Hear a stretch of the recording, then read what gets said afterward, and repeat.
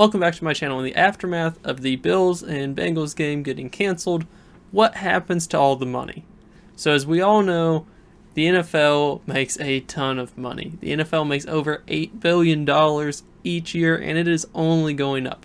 And of course, they make a lot of money from selling tickets. So that led me to wonder what happened to all the money that got spent on the Bills-Bengals game that ended in the first quarter. And what happened to all the money that was bet on it. Okay, so first off with ticket sales. So all ticket sales were refunded. And it actually doesn't cost the NFL that much money. While ticket prices are super high when you're buying them in the secondary market, for the Cincinnati Bengals, the average ticket in their stadium is $88. So it cost the Bengals about $8 million to refund all these tickets, which is a lot.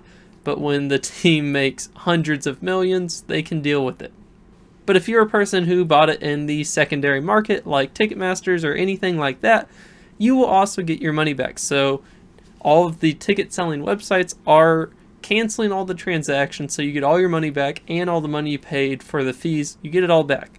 However, if you sold the ticket, they are taking the money back from you. So it's essentially like any transaction that has to do with this game is just disappearing.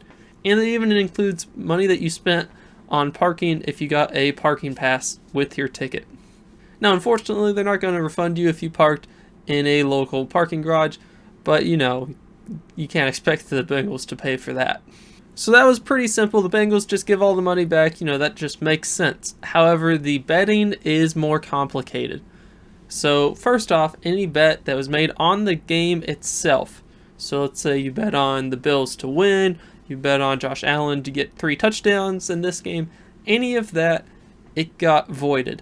However, if your bet had already won, such as let's say you had a Tyler Boyd touchdown, then it cashed in already because it already happened. But nobody lost an individual bet on this game. Okay, so second off, what if you had a 3-game parlay and this was in your parlay? What they did is they simply removed this game from your parlay. So let's say if you got the first 2 games right, you needed this game to win it, they removed it, now you just have a 2-game parlay. And now it is much worse odds because they removed the 3rd game. However, you didn't lose, so the betting sites are preventing you from losing if you had a bet on this individual game. Now, to get even more complicated, if you had a season-long bet, like let's say, I don't know, maybe you made a bet that Josh Allen will get 5,000 passing yards or whatever, anything like that. So a season-long bet, unfortunately, the betting sites, there's not really anything they can do. And since there's not really anything they can do, they just give you the yards or whatever progress you have from this game, and you move forward. And it's as if your player got injured and couldn't finish the game. So as I'm sure you know, if one of your random players gets injured, they don't give you a refund for that. So they won't give you a refund for this, unfortunately. And then finally, what are all the fantasy football sites doing? So all of the fantasy football sites simply counted the game as if it did not exist.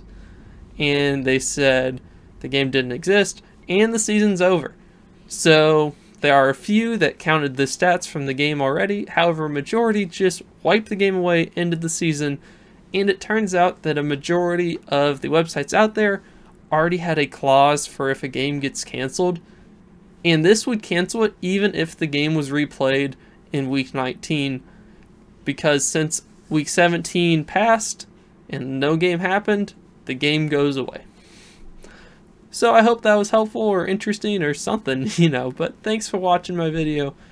Like and subscribe, and see you later.